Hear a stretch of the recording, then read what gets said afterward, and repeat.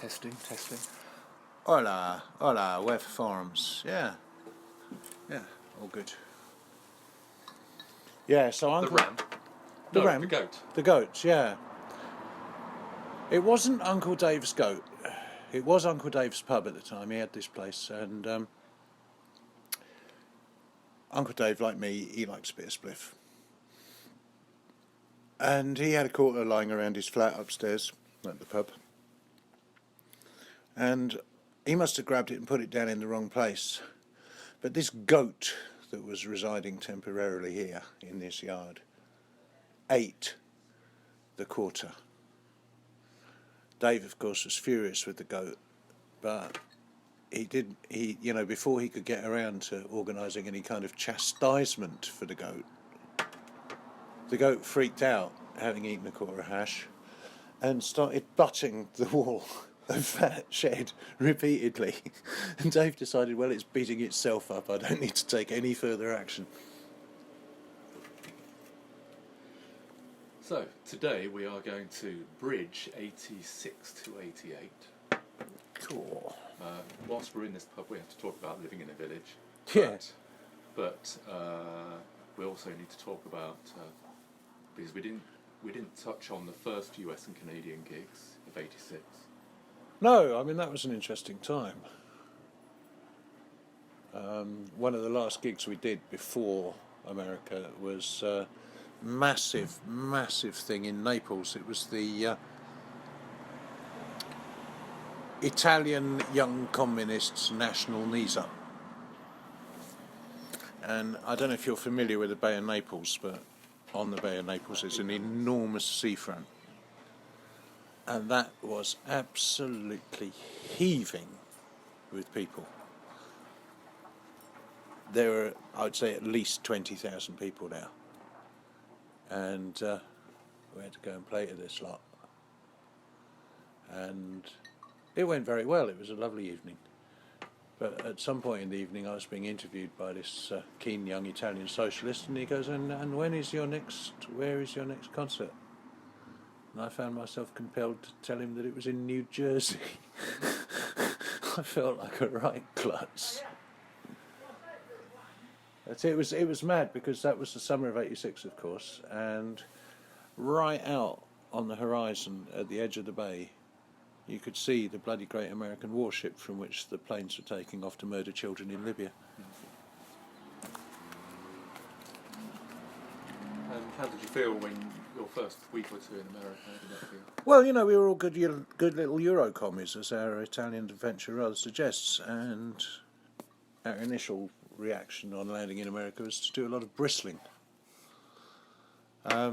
But we landed in New York, which made it kind of easier, because, of course, you get that drive in from JFK and you sit there looking at it and you go, New York City, just like I pictured it. And you get to do all that. And, of course, it's like Velvet Underground City and Greenwich Village City. So, you're kind of... It's cool. You're kind of interested. And the very first night that we were there, of all the things to be happening, round the corner, Rolo's Mob were playing. So we went to see them and hung out with them. And I remember coming back about 4 or 5 in the morning, heading for the hotel. We got me, Rolo, and Frank, his bass player, Frank de Freitas. And there was a dude sort of lurking in a dark sort of corner, going, "Hey, brother, I got what you need." Giving it all this right. And Frank, being Frank from this terribly sort of well brought up artistic family, Frank goes toddling over, so, "Oh, hello, what are you doing?" And we're going, "Francis, yo." So there was that, and then the first gig we did was in a place called Maxwell's in Hoboken, which is just over the water, so it's New Jersey. And then the next gig we did was in a place called the Cat Club on the Lower East Side. Yes, that we have your picture taken with your guitar slung over your shoulder. That's right, yeah. Alistair and Robin had come from the Sounds guys. They'd come out to see some gigs out on the East Coast. And, the Cat Club was at one end of the street, and at the other end of the street there was a theatre where Lou Reed was playing the same night. So the fact that anyone turned up was kind of a delight to us. And when we ended up doing Sweet Jane for an encore, knowing that he was probably doing exactly the same thing 300 yards up the street. That was quite a buzz. So the crowds were quite decent then? Well, it doesn't take a lot to sell out Maxwell's. It's not that big a place. Couple of hundred, But when we hit New York, it was in the middle of this thing called CMJ conference. And this is basically every last alternative music twat in the nation descends upon New York City. So it was impossible to move around the Cat Club without someone leaping in your way and going, "Hi, I'm Jody from Colorado. Can you give me a station ID?" I'm sorry, a station what? What do you want? Do you want my ticket? You have to say KXPW Colorado with the alternative sound. I have to say what? And, by the time we've got that far into the conversation, there's three others going, "Hey, Hey, I'm Jody from XPWQ. and it just never stops. It was impossible to move around. Fortunately, we ran into some girls that we knew from New York who'd met us in London, and they kind of became our small, snappy protectors. One of whom I later married briefly. And so it was a mad start. And it took us 2 or 3 days to get our heads around it at all. We couldn't understand why there was only Heineken to drink and things like that. And I can remember we got as far as Boston, Massachusetts, and oh God, the Cape Cod incident. We're going to have to do I don't know. Look, what are we doing here? We're not doing a biography, are we? We're trying to do the work, rather. Yeah. Nonetheless, I do feel I should tell the Cape Cod incident. Yeah. If it's useful, connecting material. I don't know. It's just cultural context, I suppose. But we had a day off just before Boston, Massachusetts. And there's a fella called Eric Lindgren, who's on the music scene out that way, who Dave Barker knew. And Eric had arranged for us to stay. I think it must have been his grandmother's house rather than just his mum. I think, given the age we were, it must have been his grandma. This old lady right out on Cape Cod with a house like 20 yards from the sea.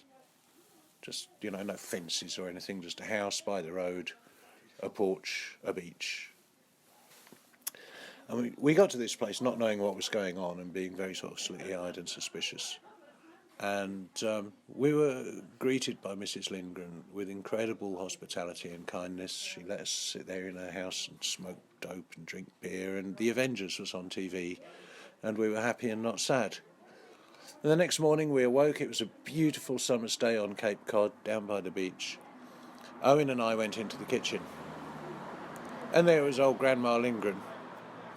And from the freezer she pulls an enormous lobster. Well, we pay this no mind. We figure that this thing, it's just a lobster from the fridge. What she then does is she puts it in the sink and starts running water on it.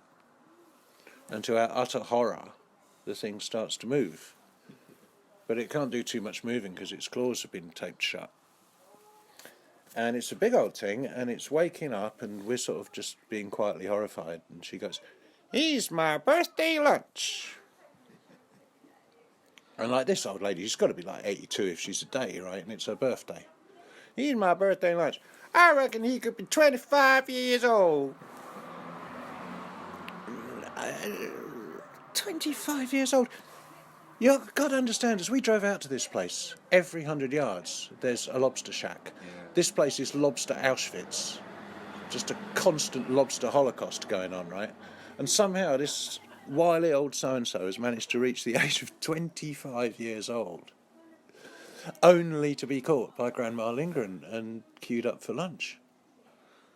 So she goes pottering off. Lobster sits there twitching in the old sink. And Owen and I are mortified. And we go running out onto the front porch where Max is sitting with the journalist guys. And we report the situation. And everyone's feeling very, very uncomfortable. And of course, we start working out. It's like, all you've got to do, she's an old lady, all you've got to do is pick him up and run 20 yards to the beach. and let him go. That's all we've got to do.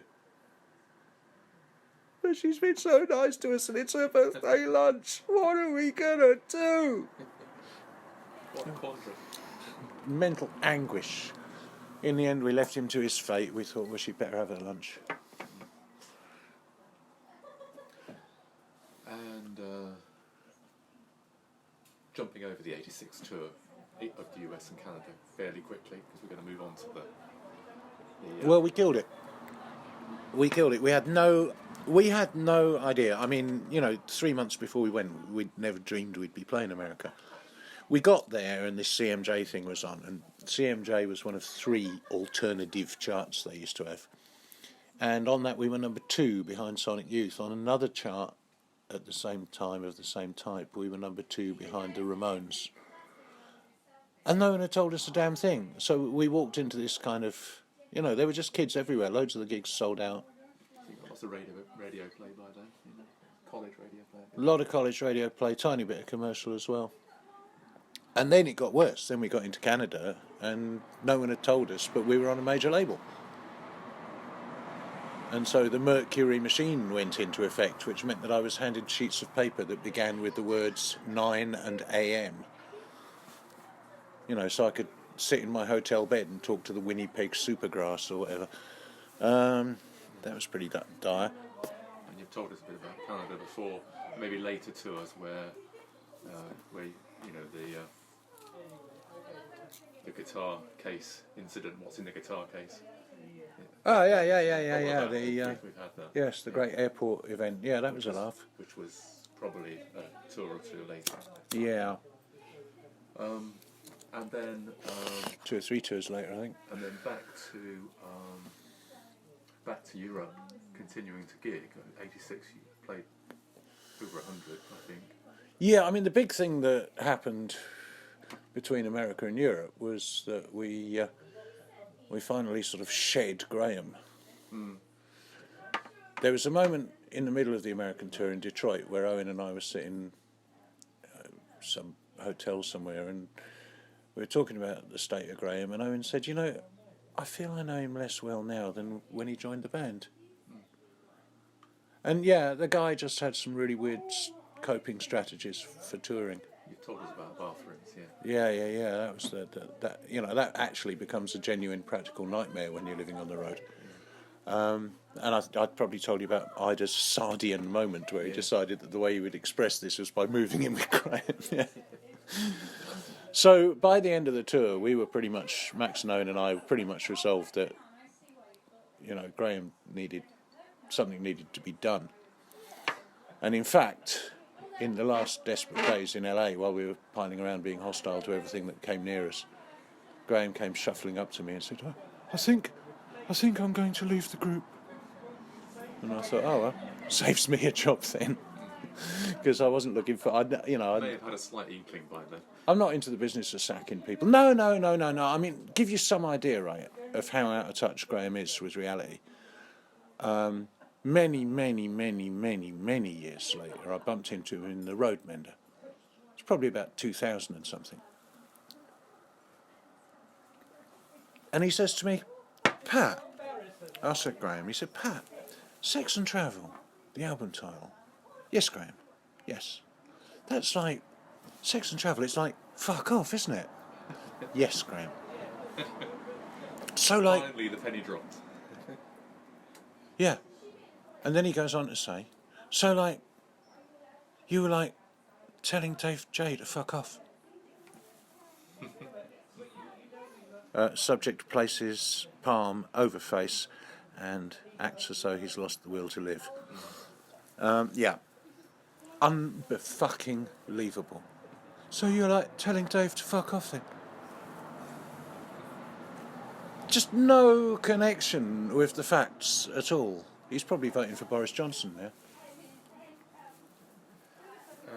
And then I wonder, at some point during autumn '86, Max disappeared for 14 years.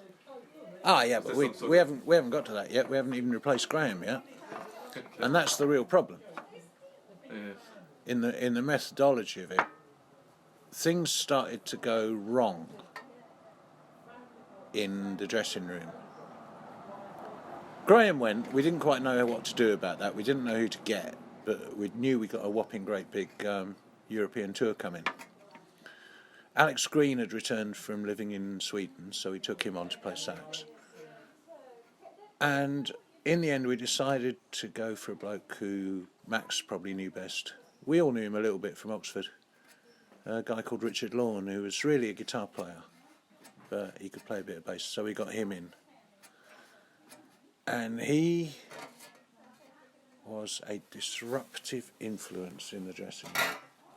He's he's a tremendously able guy, tremendously good player, but he had that sort of upper middle class confidence and self-assurance that can really grate when you're all trying to pull together. And he just used to drive me to levels of irritation. And I think Max got irritated at my being irritated. We weren't particularly irritated with each other.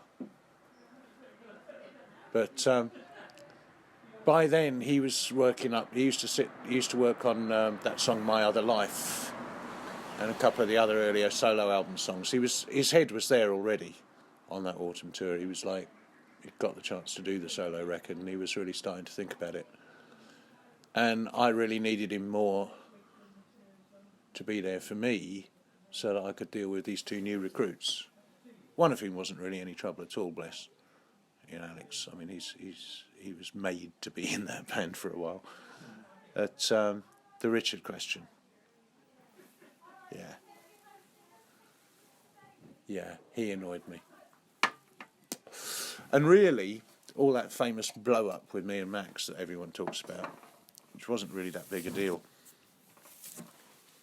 it was, as far as I remember it, all the animosity that evening really started stemming from the activities of Richard the night before. But I mean, this isn't on the record stuff, really. No. Okay. So, but it wasn't some Gallagher brothers violent bust-up. We sat there the next morning.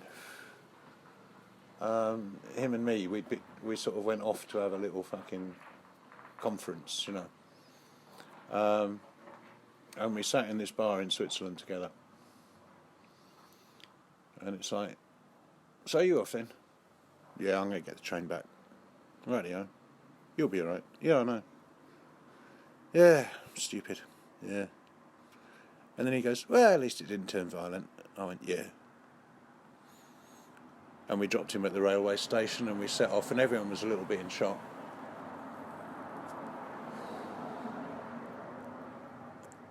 At least it didn't turn violent.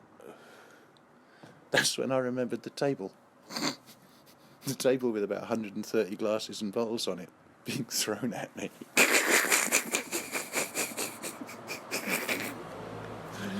But we don't like to talk about it for the public because it's just scurrilous.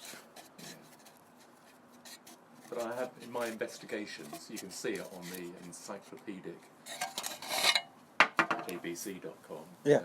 Zurich, 27th of November, 86. Yeah. Oh, He's there. yeah. The next gig, Schaffhausen, 28th of November. Mm-hmm. He's absent. He's just gone. Yeah. He's just gone. Yeah, he got on the train. You're playing the gig the next day without guitarist. Yeah. Fortunately, we had Alex. And fortunately, by then I'd learned to play guitar a little bit. So I certainly had a bootleg of a gig in Vienna a couple of nights after the boy went, where we're sounding great. I mean, there was a shift in the sound. It wasn't quite so hard. But it was, it was all right. And we went on, we did Austria and a bunch of Italian dates, and then a couple of German dates, and then we came home, and then almost about 2 days later we were straight out to Spain. Yeah. And then I got flu. Is this the year you end up in New York in a basement before you're then called out for the 87 tour with Alex? Well, that's right. Went home for Christmas. Obviously had quite a fair bit of money in my pocket at that point. And so I thought I'll go over and see that girl in New York, which I duly did. So I was just sitting in a basement in Queens, passing the time. And Mike Hink phones me up and goes, "You know you're supposed to be in Norway in 4 days, don't you?" I'm like, "No." "You know I've got no band, don't you?" "No." So yeah, Alex and I just set off and played those dates. Just the two of us.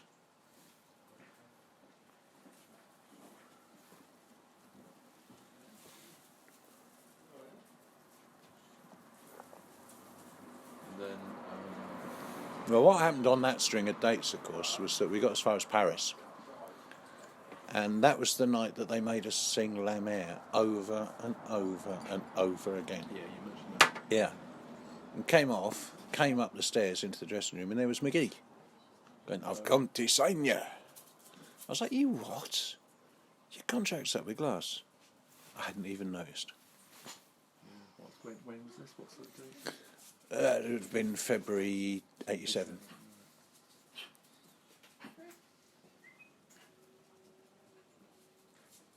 So he's chasing you, Who's chasing me? McGee. To a degree, he's after you. He comes Yeah, he said a very flattering thing. He said he'd always wanted 3 artists for the label. One was Lawrence out of Felt, one was Julian Cope, and one was me. And he said, "Well, 2 out of 3 ain't bad." But you know, if ever proof was required that Alan McGee just spends his time pursuing nutters and sociopaths, I mean, it's right there, isn't it? And then you sort of have to start to assemble a band, but you're still playing gigs. And Kizzy, I think, turns up first gig.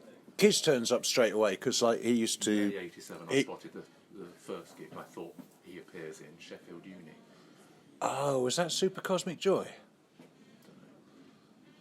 These were organised by 2 geezers, one called Zig and one called Horton Jupiter.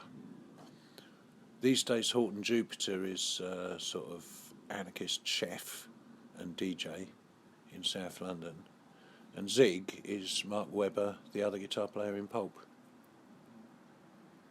In those days, they were both about 16. They had sort of weird matching op-art anoraks. And they used to organise these gigs. They'd phone up Sonic and they go, Sonic, Jason says you're going to play our gig." And then very quickly they'd phone up Jason and go, Jason, Sonic says you're going to play our gig." Then they'd phone me up and say, Pat, Spaceman 3 are doing this gig. And cheeky little sods, they weren't even old enough to get into their own promotions, you know. But they used to like play us off against each other. And the next thing you know, they've got like half a dozen bands assembled. That's where I first ran into Inspiral Carpets. They were always on first at these things. Funny little band from Rochdale, you know. Him with the hair, we used to call it.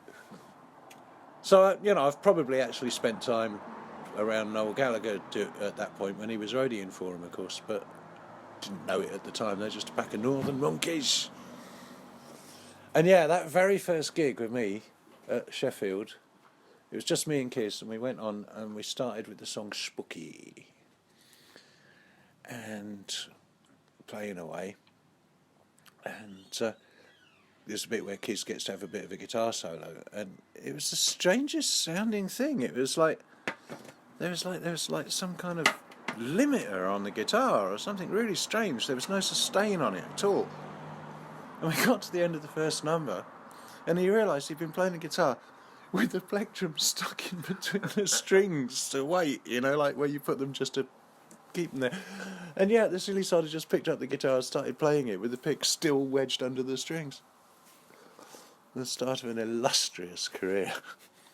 And O'Keefe and Morini sort of arrived by the end of 87. Yeah, Lawrence arrived initially. We answered an ad in the Melody Maker, a sort of stupid surrealist box ad for a rhythm section. Mm-hmm. And Lawrence arrived with a fella called Budge, who had like this incredibly expensive smart car and was really sort of like rugged type. Righty ho, yes, let's play the drums. And he was quite a nice chap, but he was like, he clearly had far too good a job to be able to join a professional rock and roll band, you know. It was just obvious from the car and everything. So he lasted fucking 5 minutes, really, poor old Budge. And then then would be Mulroney. And he was recommended by Alan and Dick Green. And I remember Paul's told me since that Dick used to bang on at him. Oh, you're going to love them. You're going to love them. They got a song about chicken. They're mental. And Paul's like, oh, I don't know about all this. But pretty much from day one, it was clear that Mulroney and me were going to get on. Yeah, what a geezer. What a man. Were there sort of terms to the creation signing, or was it a gentleman's handshake, or was there proper legal stuff? What's the paperwork going on? Expectations? I think, possibly part chain new order, but I think I probably had the last handshake deal in history. Because round about 92, when Sony got involved, suddenly everyone went around and everyone was being forced to sign new contracts, for Sony's sake. And I remember the Scream wriggling like mad. They didn't want to do that because they'd always been on a handshake as well. But of course they were worth too much money, so they got nailed to a contract of some kind. But somehow, I think simply by just not being around, I never got to sign any paper. Which meant, of course, that when creation fell over, there was really nothing to stop me claiming all that back catalogue. Which, of course, I have now done and sold it to Fire for money. So that was always a great thing for me, was that there's no paperwork, no paper trail on any of that. It's just and all those records. It's not like I'm robbing anyone. All those records made their money back and the rest. So they are just mine. And the lapse from glass was Dave. Is there a sort of forced separation from? No, I wasn't crazy about it, but I went and talked after McGee had turned up, and after I got back from tour. Obviously, I went and talked to Dave about this. But from where I was sitting, it looked like creation was going to be a much better deal, just in terms of like getting attention and credibility. The interesting. You've been lifted, Jamie Vardy, like, haven't you? Almost. Was there a sense of that sort of rising a division or two? Or that was how we perceived it from where we were. But got to bear in mind that we live in England, and what became apparent quite quickly was that although Dave Barker was just a bloke with a telephone, he was actually much better at foreign markets than creation were. Yeah, they looked like pop stars to us because they were always in the English press. But in terms of actually doing things on the ground in foreign countries, they weren't actually that well equipped to do that. Again, there was only a couple of them. When I signed, there was Alan and Dick, and after a while there was Ed Ball. And Jeff Barrett would help out with the press, and Emma would help him. Emma, who ended up in Lush, Emma Anderson. But that was it. That was the entire staff of the operation, and really, there were only three full ones: Alan, Dick, and Ed. Cue loads of juvenile jokes about Alan, Dick, Ed. And then we get into '88 and recording Fishcotheque. I'm not sure what months. Well, Fishcotheque was done over the summer of '87. Oh, was it? Yeah, you see, we didn't have the rhythm section at that point. We didn't get Mulroney until December of '87. Can remember the rehearsals down in Greenwich. Wow, I see these guys on the credits. Greenwood Goulding and Dave Moore. Yeah, the Weather Prophets. Yeah. Weather Prophets rhythm section. We were thrilled to get them. There was a lot of doubt about that because there's a lot of manoeuvring going on. Alan had come up with this sort of weird crossover label called Elevation. He did a single for Edwyn Collins on it, and it was his plan to put the Scream on it and the Weather Prophets, and the idea was that this would kind of bridge between creation and the majors. I think there was major money behind it. It was one of these proto fake indie labels, But it all went tits up. It didn't really work. The Edwyn Collins record stiffed. The Weather Prophets stiffed. And you see, as long as the Prophets were on this Elevation label, I think there's Warners were involved or something like that. As long as they were on this label, we couldn't say who they were. We could use them on the record, but they had to be secret. We were going to credit them as Bang & Olufsen, as a matter of fact. But by the time the record was done and cut and mastered, the whole Elevation thing had collapsed and fallen through, and so we could actually call them by their names, which was nice, because they're lovely blokes and lovely players. So yeah, we made the majority of the record with them. Lawrence is on one track, and there's a couple of other chaps who played for about 10 minutes in the summer of '87. They're on lot 49. It's quite good for them, actually, because that's about the only thing they got recorded with us, and it's actually been one of the more popular songs, so they can sort of feel there was some point getting involved, And tell me about Alaska Studios, Waterloo. Alaska. Before we get into the songs. Yeah, well, Alaska is the studio of Pat Collier, who was in the Vibrators. And there's rehearsal rooms and a couple of recording studios. It's under the arches down by Waterloo, as you probably know. It's funky, it's down and dirty, and after Distressed Gentlefolk, it felt like the perfect place to go and make the record that I actually wanted to make, that had some sort of a bit of amplifier noise on it. A bit of fucking brrr. And so, yeah, and it was cheap. And it came with O'Higgins. We just walked in and there he was, sitting there looking like Bob Geldof, eating his vegan whatever that stuff is. He just always had this enormous Tupperware bowl of just salad, weird salady stuff, Beetroot falafel, probably. which he'd scoop up by the handful while he was working.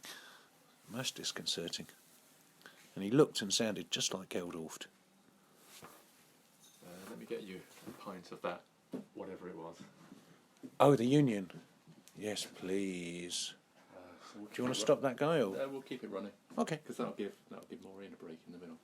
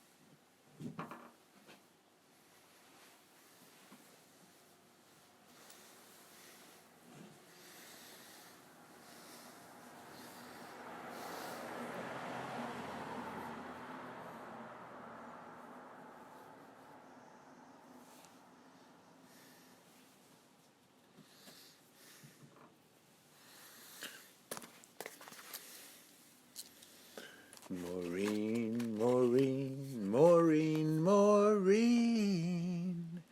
Get some Maureen down here or I'll die.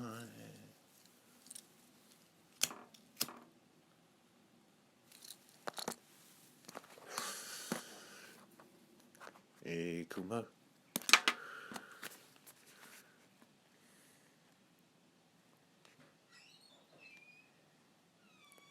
Capniasma.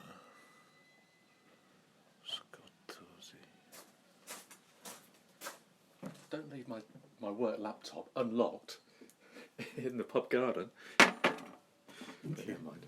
We survived. I should have locked it. That's terribly bad, civil service etiquette, leaving your machine unlocked. Been drummed into me over the years. You got a lovely little Dortmund Union glass there as well. Ah. Which prompts, Oh, happiness. Take a little picture of your proper little. If I can find it. Happiness, happiness. I mean, this phone is just ridiculous. Hang on a minute, that's two phones. Yeah, that's Ethan's old phone that I use for recording.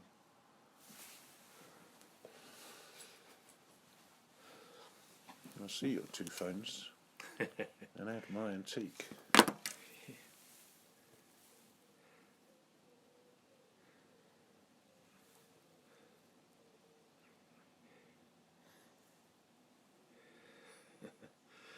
Yeah, that's a poor picture of you, but it's a great picture of the beer. That's the main thing. You're looking, what's the word? Lovingly. Thinking about the record and what's on Fishcotheque. There's a lot of mention of buses.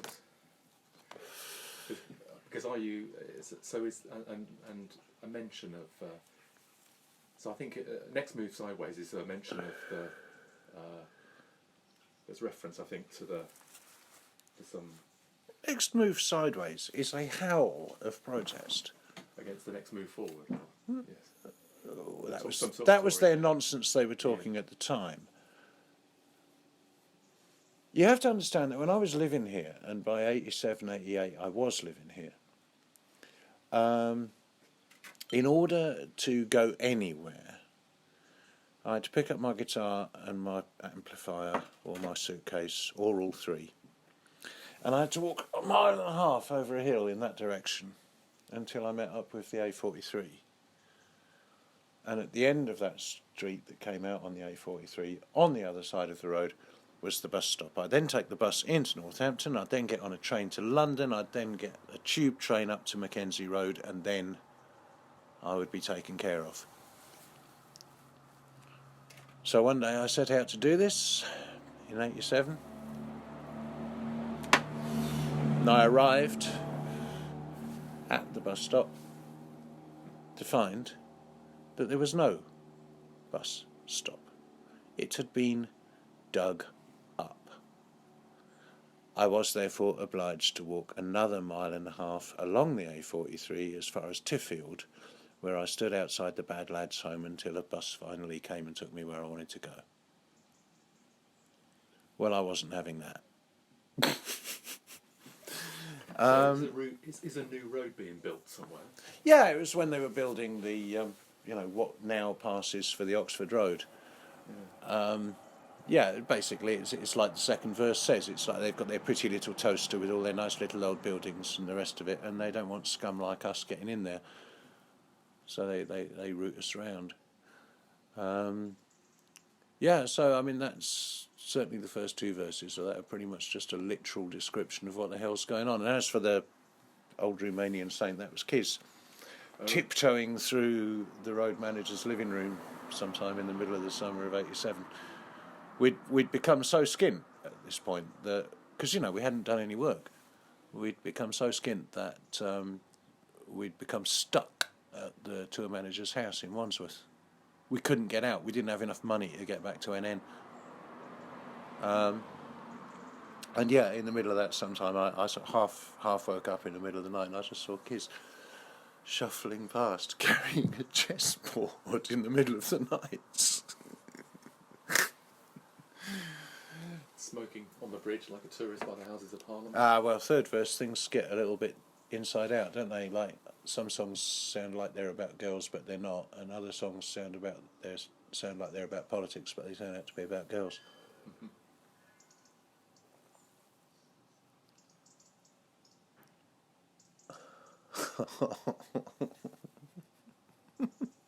Having a very emotional day, one way and another. That's lovely. Yeah, so that's it all gets turned a bit inside out. She's actually there in the second chorus. What do you do when potential is your favourite word? You know, I was still a young man in those days. I was just pushing 30, and one thing that you used to hear a lot of in the 80s, if you were youngish, was people using this word, potential. I don't know what the equivalent would be now. Brexit, perhaps. Anyway, it used to arouse much the same feelings in me as Brexit. You know, the answer to this whole potential nonsense that the English middle classes go whinging on about all day long. 2 words, Peter and Cook.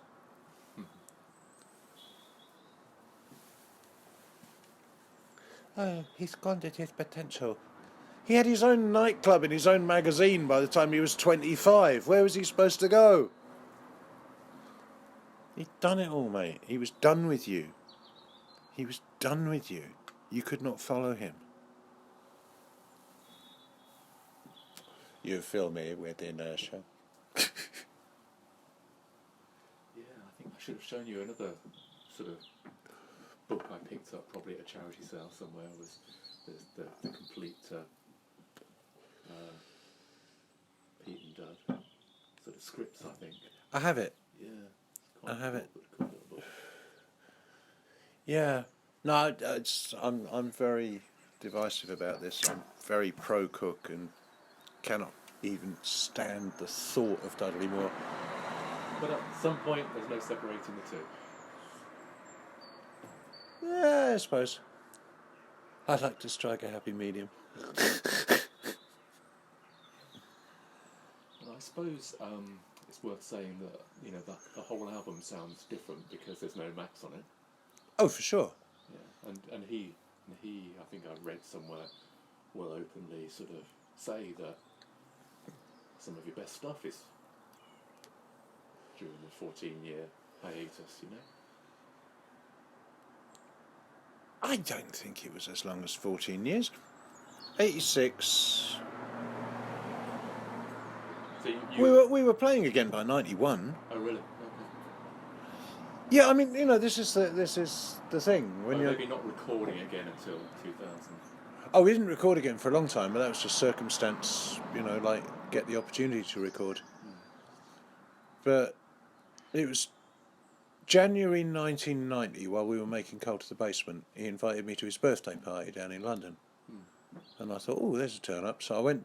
I took the night off, went down, and we ended up doing some playing at the party that night. So that's only like 4 years. And like by the mid-90s, we were doing things. There was this little bar in Northampton that Imad used to have called Slurps. Yeah, I think And- I saw you at once at Slurps. Yeah, well, Yeah, he was awful. He The used- night I saw you there. quite possibly, yeah. But he used to come up and do things there sometimes.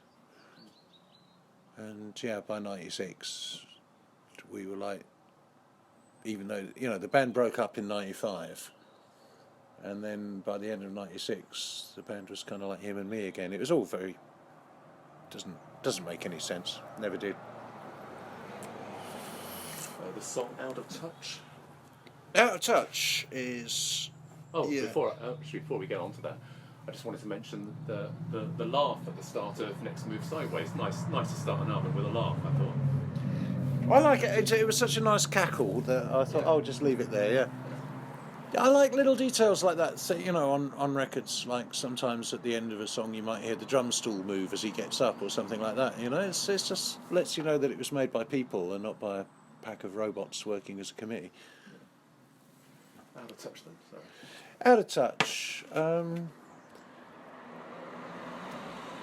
Perfect Disaster had a guitar player called Danny Cross, or Sexy Daniel Cross as I used to call him. And he introduced me to a very simple game. You take your notebook and you fold the page in half. But before you do, you make some sort of cross lines all the way down the page. Then you fold it in half. And you take one side of that paper and you just write random words down. Bell, hopeless, fish, sad, breakfast, toilet, arthritis. You fold it over so that your mate can't see and you hand it to him and he writes down horse, biscuit, Jennifer, all the way down. And then you open it up and you see what you've got. And I would estimate that about 60% of the lyrics on Out of Touch were built using the JBC lyric generator. Milk Bohemian, Devious Plant. Oh, and here's Fishy to come up with the rhyme. I'm sure he'd like to take his place in history, but everybody knows assures me he can't. But I don't know. I've been out of touch. I just dropped by to say hello. It's talking about having a life that goes work, and then 1987. Off the edge of a cliff, almost. Well, it wasn't off the edge of a cliff. It was just like, what are we going to do now? And, what's going on out there? Because you've got to bear in mind, I wasn't living in London at this point. I was living right here that summer, with a bewildered girl from the Lower East Side.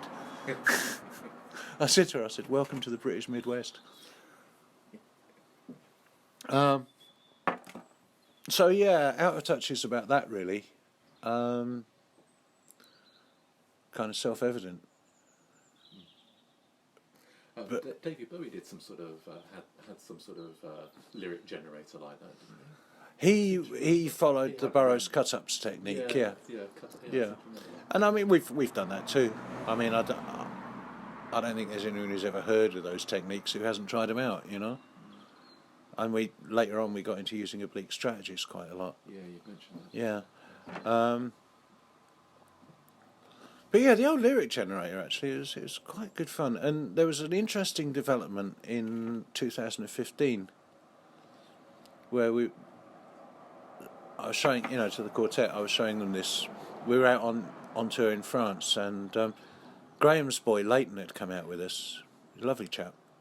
And Leighton got unbelievably taken with this game. He really took a shine to it. And Leighton it was who introduced the triple fold. So suddenly you could get 3 words assembled at random. And pretty much the first time we tried this, we unfolded the page, and one of the results we got was Wet Nurse World. And this delighted Leighton so much. For about 24 hours he cackled about Wet Nurse World. That sounds like a dodgy magazine. Doesn't it, though? And Get It Wrong, is that about infidelity? Is that just about infidelity? Well, I mean, Get It Wrong is basically a very obvious joke. I think when Alex and I were touring in 87, we were playing a lot of... Because we'd kind of done the hit places before Christmas with the band, and like the places that we were doing in early 87 just as a duo were largely places that hadn't quite caught on yet, so they weren't that hip. So you'd quite often find ourselves late at night in these like French nightclubs where the music was really a little bit anodyne or a little bit sort of safe, And I think that is how poor old Marvin got it in the neck for that. I think the idea was just to sort of like parody the like Let's Have a Shag songs, which I've never really liked. But oddly enough, given the state of my personal life at that stage of the game, there are lines in that are actually sort of quite considered. All that stuff about jealousy's only messed up pride, it only twists you up inside, we don't need it, we don't feel it. So, and bear in mind, this is all before I got married. This is all before I was like involved in any of that. So oddly enough, although it's quite, it's a poor excuse for a song basically, but I really enjoyed doing it, and I enjoyed doing the singing on it because, I do actually love soul music, and it was kind of fun to do that Marvin thing with loads and loads of the same voice going around, all bouncing off each other. I enjoyed doing that. And I really enjoy Bitchy and Richie. That was one of those lines, surely yeah. that couldn't have been done before or since. And Well, it's just one of those. It's one of those ones where you sort of, it pops into your head, and you can't do that. And the trouble with me is, whenever I say to myself, "You can't do that," I go, "Oh yes, I bloody can," and probably write it down with a biro. And a lot of Fishcotheque was written in isolation, just up the hill in Shutlanger, in a tiny, tiny room with a cassette player. And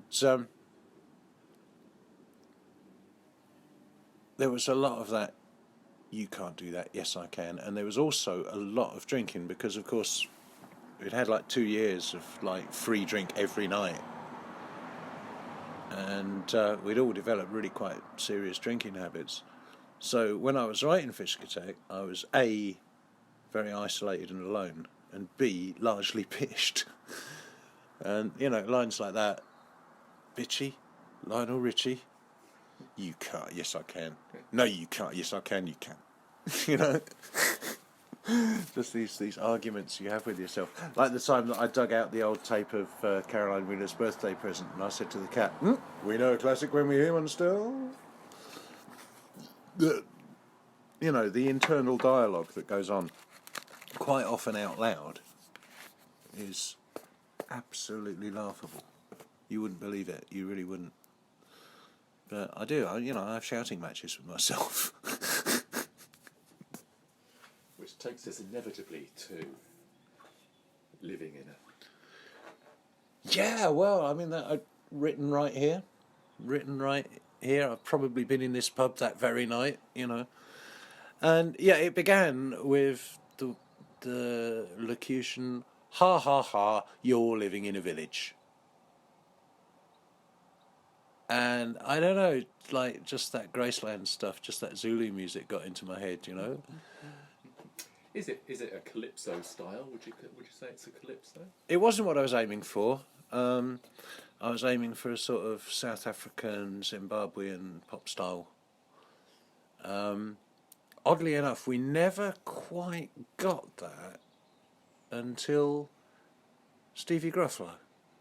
Yeah, I know. And he just had a real facility for that beat. I was saying to the band, I said, well, we could try this one. It's very simple chords, but I don't know about the beat. I don't really know, because it's an African beat, and I don't know as a musician quite how to describe it. Do you know what I'm talking about, Steve? And he just played it. Yes, yeah, that's it. Right, you lot, GCD, come on. And so we did it for a while. It was kind of fun. Also, because I'd learnt to play a nice little African guitar part for it. It was fun to be able to play that. It was just nice to be able to enjoy the playing. Is there affection or more a need to get out? Because there's definite lines that got to get out. Oh, well, yeah. Goober, goober, goober, get out of this village. Yeah, I mean, that was very much the vibe, because it's not so much talking, it's not really the village's fault, but it's the fact, again, of having been grounded here for several months. And it's like, no. Transport being poor and. Well, yeah, once the bus had gone, yeah. Because it's there, isn't it? You'd rush right to the city, but the bus don't come this way, because you're living in a village, So, yeah, I mean, that poured out in about 3.5 minutes, I should think. Let me tell you the funny thing about Shutlanger's Wikipedia entry, which I think has been infiltrated. It has one? think it's been infiltrated. Oh yeah. If you could work Wikipedia, you might have done it yourself. But there is a line in Shutlanger's Wikipedia entry which says there is also an abandoned double-decker red bus, train tracks, and a large collection of vintage porn from the 70s. Famous residents include ancestors of the Richardson gang. Now that's not for real, is it? Someone's inserted that. I've no idea. I don't know about any double-decker bus. There's old railway tracks and piles of porn in the woods for sure, but you show me an old railway track with woods that hasn't got piles of porn in it. We were talking about this just the other night, actually, Duran and I. It's a bit like white dog shit, in the 70s, every thicket had porn in it.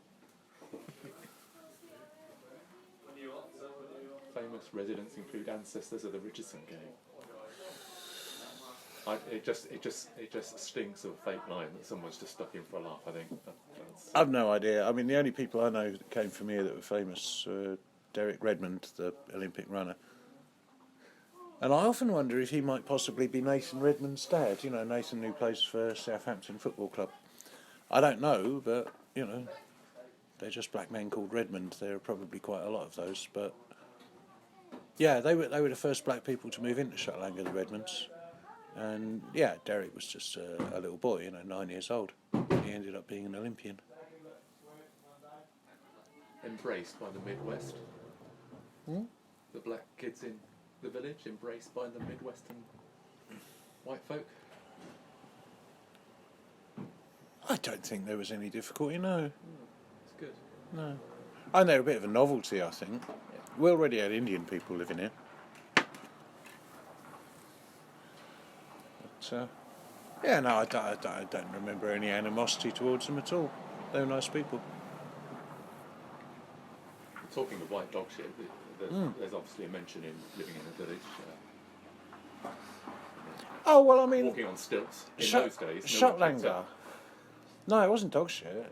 It was the moo cows in Shutlanger. They used to march the moo cows up and down the roads when I was a nipper, and the roads would really, they'd be like 2 or 3 inches deep in cow shit everywhere. No, that's what that is. I mean, most villages were like that in the 60s and the 70s, I think. Just moo cows walking about. Yeah. And I like moo cows a lot, but they're a bit careless where they dump.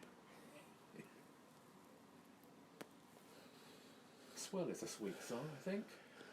Yeah, that was written for the tiny angry American wife. Although there's no actual literal stealing from it, a lot of the vibe from that comes from a Velvet Underground song called It's All Right, It's All Right the Way That You Live, which at the time was only on bootlegs. It's come out 100 times now on various bits and pieces, but Lou had a very nice song about...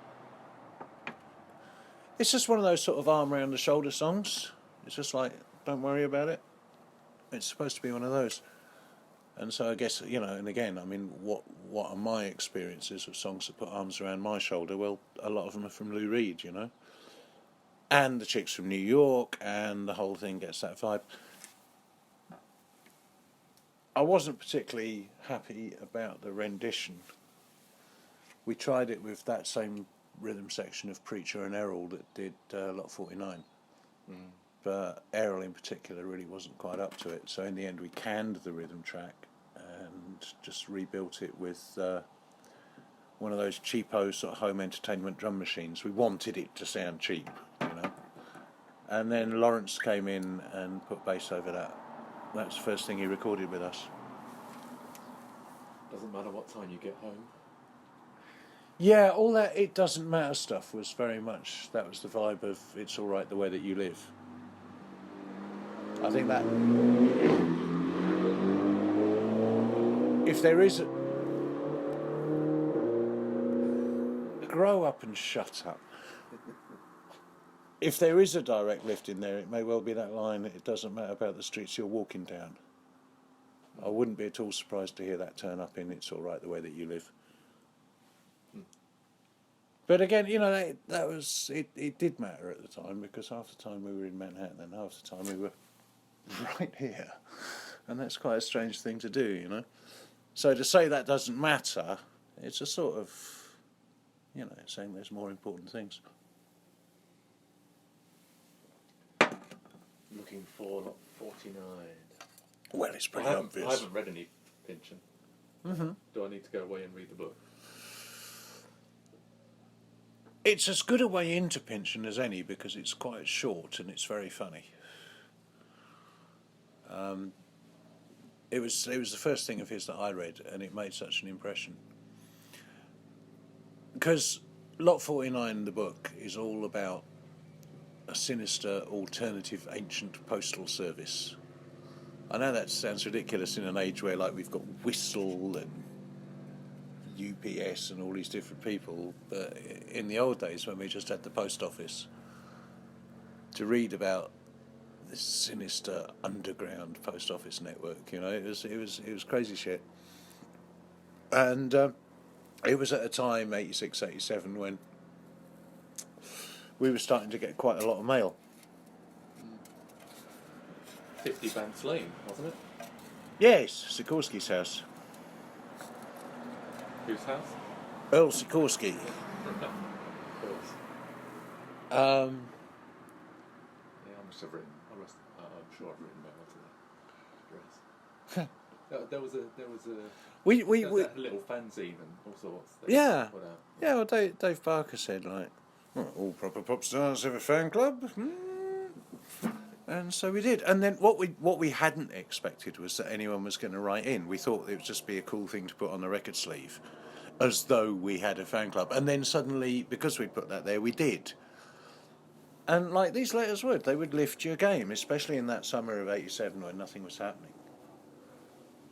It was a real lift. Some bloke suddenly writes in from like Switzerland or something. It gives you a lift, and that's what I wanted to say in the song. Plus, of course, there was a load of hilarity because Alex, the saxophone player, despite the melody maker routinely describing him as a session sax player at the time, was actually a postman. So, there's that man on the sidewalk with egg in his hair. He's got hands like Des Nilsson. I don't like his stare. Every time I look out of my window, he's there. But he's only the post. Yeah, it's getting all sinister, right? But, of course it's sinister. It's Alex, the postman. Didn't realise that part. Yeah. Yeah, there was this weird thing for about 3 live reviews in a row. The melody maker just moaned and said, "Oh, they'd be better off without that session sax player." And I used to write him letters like, "He's not a session sax player, you muppets. He's a fucking postman." Quite like cold light of day and the heat of the night. Makes me wonder if language has turned out quite right. Yeah. And I think the thing that makes that is that makes the song is the sort of manicness of it, but then the break you may want to carry on the break there that's which I'm sure it's tried and tested and it's been done lots of times before, I know, but it makes it stand out. Yeah, it's has. I think. Yeah, it allows the lyric to sort of jump in and take centre stage. Which it's startling, in a way. Yeah, last night, Alan Moore had a couple of hours on BBC Six Music with Richard Norris from The Grid. And he was talking about Patti Smith, the song Break It Up. And he was saying there's a moment where she says, and I broke on through. And he says it's almost like there's a beat that misses before she does it. I don't know, but it's a real moment. And it went by. And, I heard the moment and I went, "Oh, Alan, he's just squelched the hi-hat, that's all. It's just for effect." But, this is the thing. For us lot, it's nuts and bolts. It's just like putting a motorcycle together in your garage on a Saturday morning. But even for someone like Alan, it makes all the difference, So you mentioned Patti, who is now obviously in the noughties. She's picking poems for anthologies. Yeah. But back then she's there for some fictional girl called Susie. You've already mentioned her being a Susie the Cipher. Yeah. cipher. Yeah.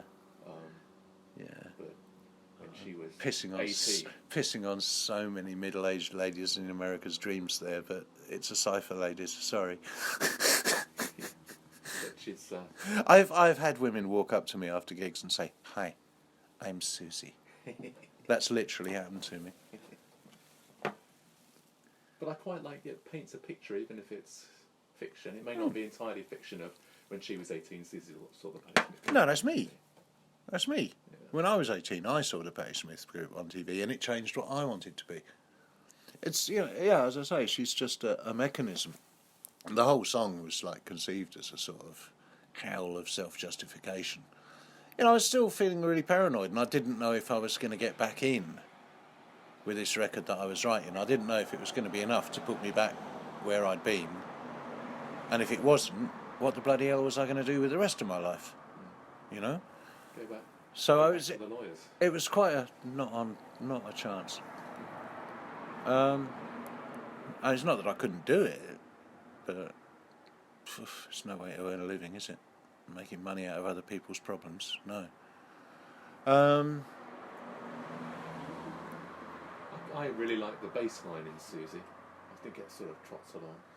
Underneath everything. Oh, Greenwood, yeah, he came up with that by himself. It kind of tickled me because it's quite purple, isn't it? Dum dum ba da da dum ba dum dum. You know, it's quite portentous. Yeah. But it kind of sits all right.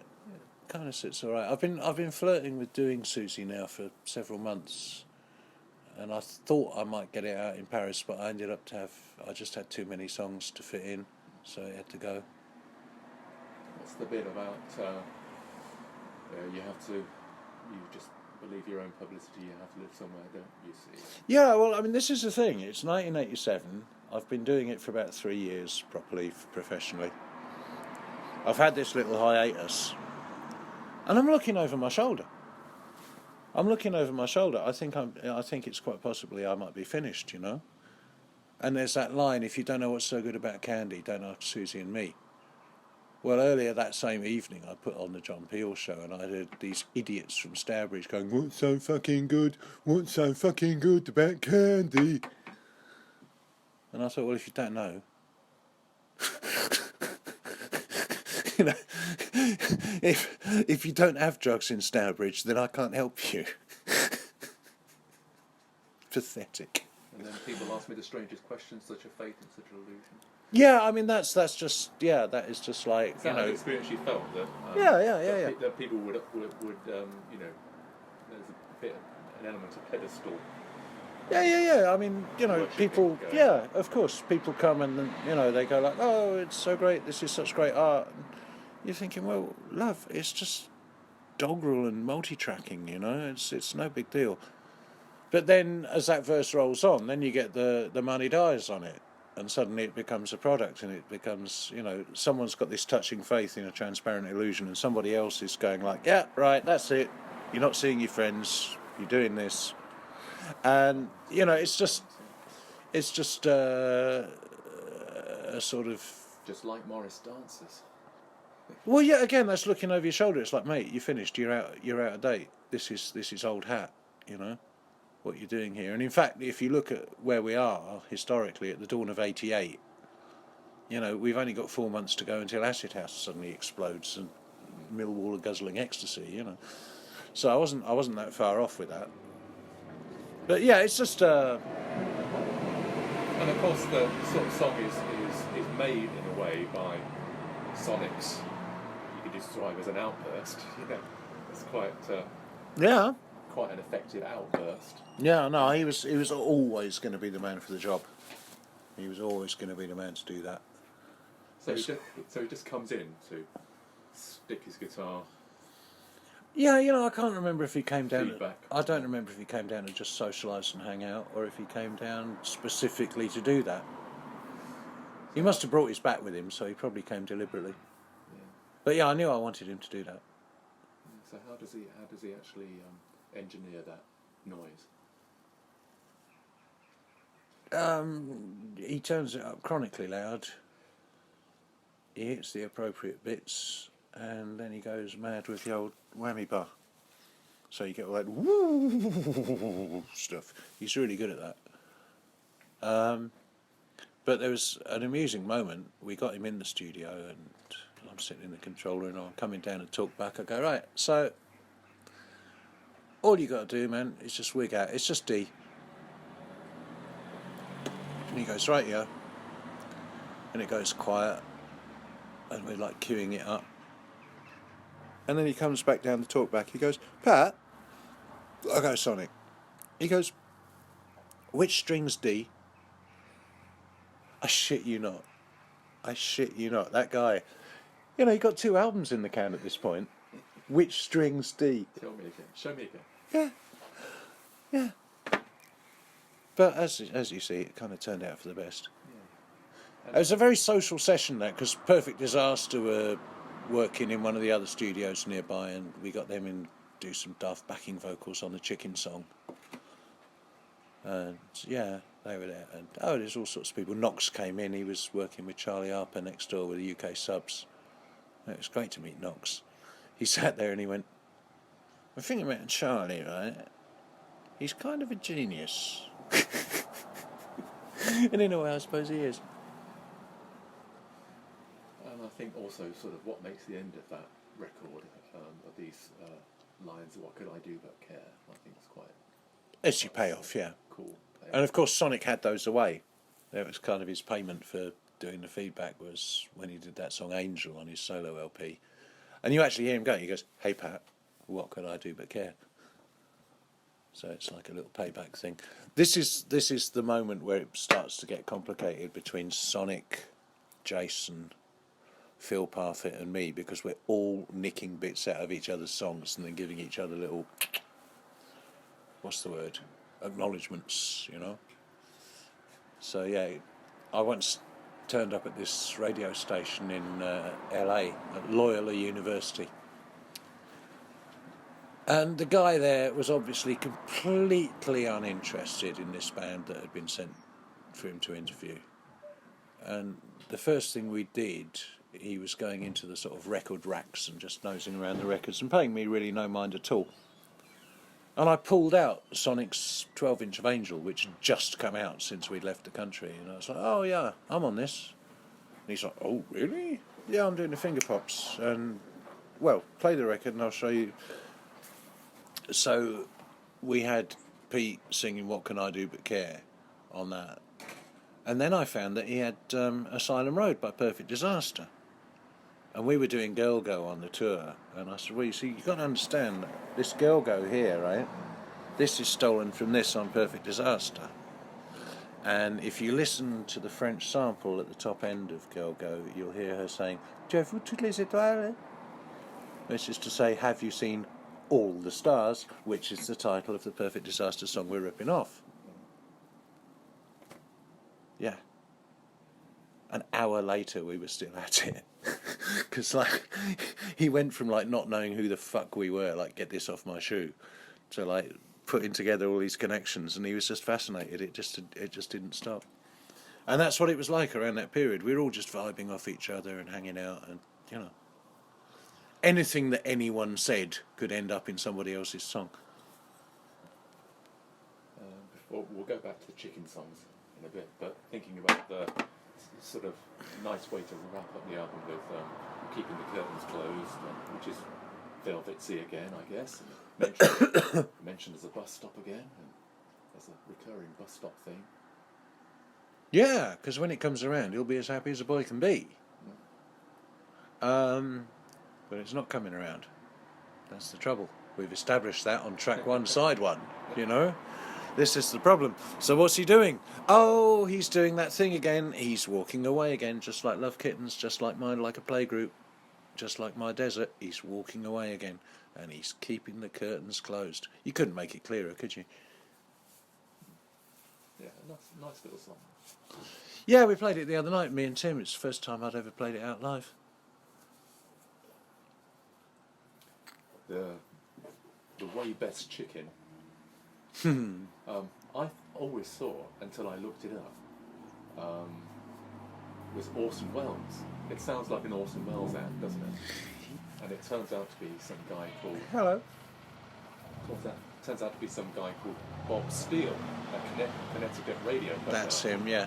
So you must have recorded it somehow when you were in America, or you got hold of it somehow? I got hold of it from Barry Hale, who runs Threshold Studios. It's a film thing. He's the same generation as me, Dave J, Northampton geezer. And he was always great on collecting just mad tapes and assembling mad cassette assemblages and so forth. And yeah, he had this guy rambling on about chickens. And I don't know what inspired it. I think it might have been the noises that I was making as I started putting down the backing track. I'm just doing a jam in D minor. I mean, it might as well be like Careful with the Axe, Eugene by the Pink Floyd or something. And I'm just doing this jam, but something in it put chickens in my head. I think possibly just the sound of some of the guitars are going, I don't know. But then it all came tumbling out, chicken over here, dead, hanging on the wall. I wonder what it's about. It's pretty straightforward, isn't it, really? Yeah. It got used, they did a film called Meathead, which was like one of these sort of radical vegetarian video cassettes, of course, in those days. And Captain Sensible did some stuff on it, and they used our stuff, and it was brilliant, because someone had just sneaked a camera into one of these horrible battery chicken sheds, and the tune is starting, and it's the beat is just grinding, so and the camera's just panning out, and it's just a carpet of chickens as far as the eye can see. There's no floor visible. They're packed in so hard. So that crazy, they eat their own legs. Yeah, they do. Well, actually, what they do is they chew their feet off, but it was close enough for a doggerel. Rhymes with eggs. And rhymes with eggs. I only know two words that rhyme with eggs. One is legs, and the other one is stegs. So, given that, I suppose you could say, they go so damn crazy because they used to be stegs. It would be kind of true, but. They're pegs for legs, aren't they? Oh yeah, it's pegs, I suppose, as in peg leg. Yeah. And segs, they're things that go on the end of clogs, aren't they? Steel bits on the end of your clogs. JPEGs these days. Yeah. Didn't really have access to that bit of vocabulary back then.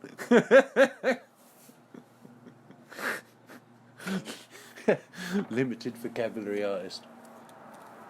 But this Bob Steele Mm. in I don't know what's the town in Connecticut? Rhode Island? There's a famous town.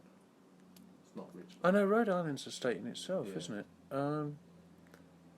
Anyway, Bridgeport? his hometown. There's a plaque in a wall. There's a whole thing on this guy, and he mentions this philosopher Ken Morgenstern, Yes. who isn't really.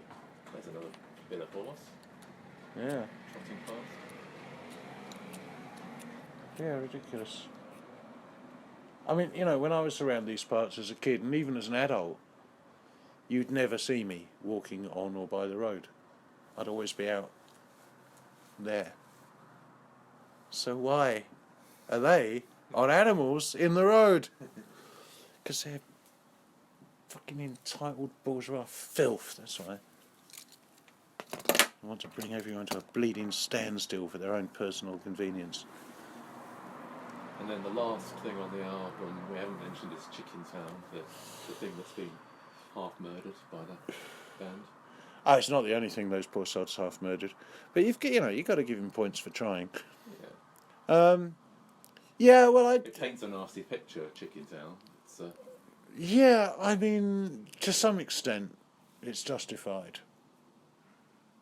I used to like that line where people look upset because the weather's bad again. That was from direct personal experience on the Market Square one morning. These people just walking around scowling because the weather's bad again. It's like, well, what do you think? It's England. It's November. Grow up. I've said to my wife before, embrace the rain. Come on, cheer up. kilometres. Yeah, it's only water. Yeah. I went on a long tramping walk at one point. You know, I don't know who I thought I was. Eric Blair or someone. I thought, I can pretend to be a tramp for a few days. So you hit the road. So I walked about 100 miles in 3 days. Wow. Which was a pace that no tramp would ever make. Stupid pace. And I ripped my shoes to shreds, feet to shreds. And there was a day where I got wet and dried walking, and got wet and 3 times over. Which is what happens when you're tramping. Yeah. You get wet, but then thoroughly wet, and then you dry out through the walking, and you're thoroughly dry. Fluff up. And then all over again. One night I slept in the away dugout of a village football ground. Very appropriate that you should choose the away dugout, I think. Some thought went into it. Yeah. Yeah, you'd probably find the home ones much more comfortable. I think this is the trouble with the Spurs losing away at the minute, is like they just now they've got their new super baths at the new super stadium. It's like anything else. It's like, boss, I can't work with this. Yeah, there's the whole thing about psychology of away dressing rooms, isn't there? Being uncomfortable and inhospitable places. Oh, very much so. Palatial. And I've seen it at the. I went on a tour of the Leicester ground, I think, once when I worked in Leicester. Oh yeah. And that's very much like that. Yeah. No, it's a deliberate thing. When there was many years ago now, Manchester United were drawn in the 3rd round of the FA Cup at Northampton Town, and of course, United have had our Glory Glory song away, right? They always sing Glory Glory Man United. And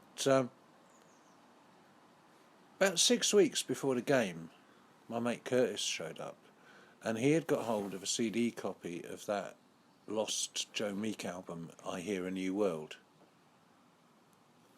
And in amongst the daft outer space instrumentals was the weirdest version of Glory Glory you've ever heard. It's a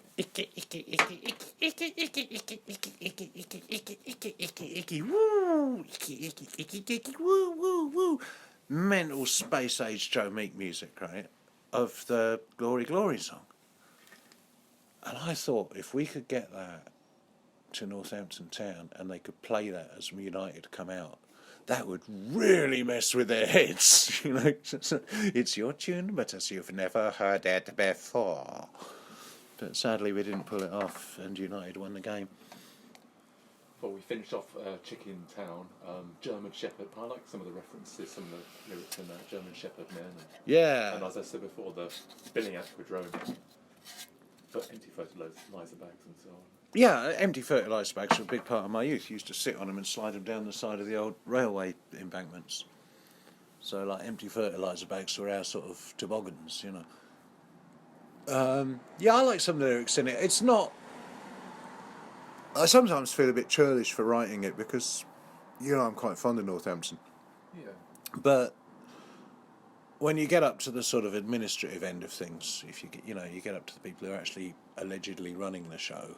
Yeah, that's deplorable what's been happening. Yeah, they're a bunch of corrupt filth. Chicken Town manoeuvres keep the punters on their toes in a small town, don't they? And the police protect the villains because the villains know the law. I'm going to hole up in my living room and lean against the door.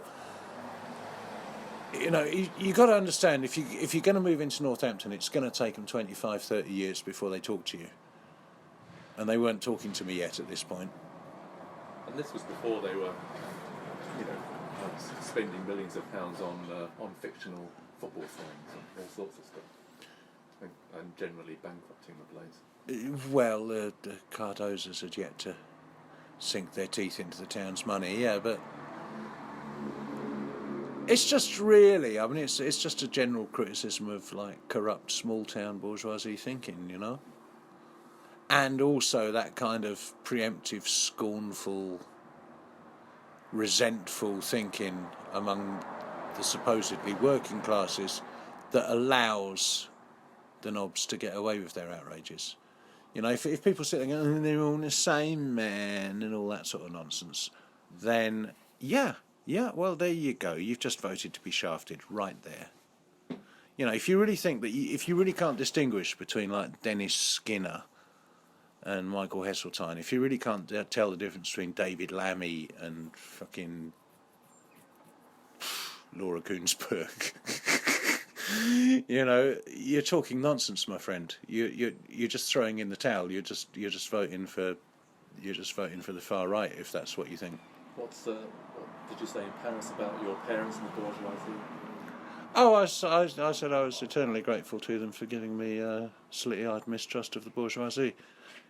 And then Tim, bless him, goes, yeah, right on. I said, they didn't do it on purpose. By accident. Yeah, no, it's just hanging around with some of the people my mother used to associate with around here. It's just very educational. Likewise, getting sent to fucking Rutland. Being around the children of the 1970s bourgeoisie, that turned me more lefty than anything could have done. Which is why you never want to go back there. I don't want anything to do with it. I've done enough drives up there. Tell us about as we're in Shutlanger. Tell us about the other song that's about Shutlanger. Viva Shutlanger.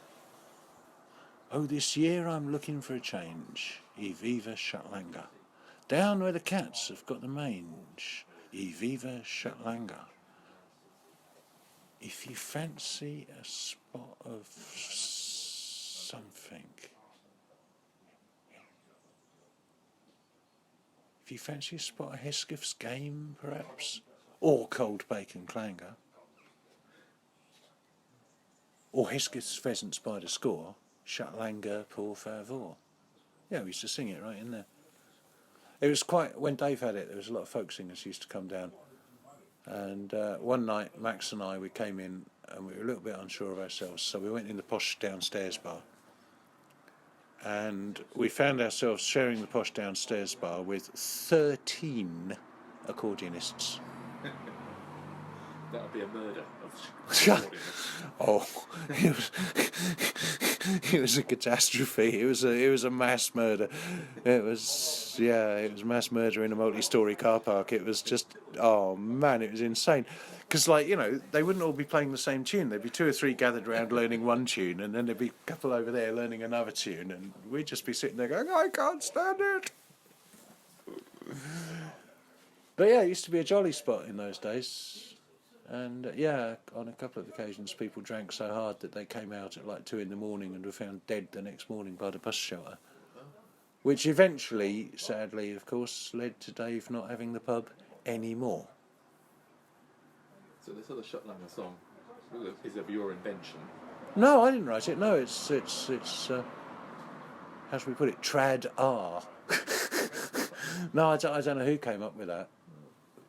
But, well, it's copyright free then. I suppose. Yeah. Not so sure about the tune. Before we finish, tell me whereabouts Spooky came along. When was that recorded? Was that between? That was recorded in Fishcotheque and. It was recorded in May '88 at a place called Greenhouse, which was also belonged to Pat Collier, but it was his sort of new, upwardly mobile fancy studio. And we went up there. We took O'Higgins again. It's up near Old Street, near the city. Lovely, lovely facility, and it was absolutely running with hummus. I don't know how much hummus me and Kizzy got through in that session. But then it got a bit ugly for me because I got toothache. While we were mixing it, I got toothache, and it was really severe. So I took these things called Paracodol. They fizz up in your glass and you drink them. And they're quite effective at stunning a toothache, but I took so many of them that they began to hurt my kidneys. I could actually feel the pain in my kidneys. So the end of that session was actually quite stressful. then you made a video. Oh, we did that at the college at Booth Lane in Northampton with Mitch. And Barry. Barry was involved in that as well. It's before Mitch and Barry fell out. And a big smoke machine. Well, yeah, a smoke machine. And the camera lingering lovingly on my American wife's behind. So you married your American wife by that stage? I married her in the September road. '87 in Toaster. Had a party up the street. Must have spent all of 75 quid on my wedding. Those were the days. Well, you know, I mean, That's all you need we for a weren't deluded. All our mates came. We had as good a time as we would have done if we'd spent 40 grand on it. Except we didn't have 40 grand to spend. Nobody did. But it's a very jolly day. We even had a couple of people over from New York. That was comical.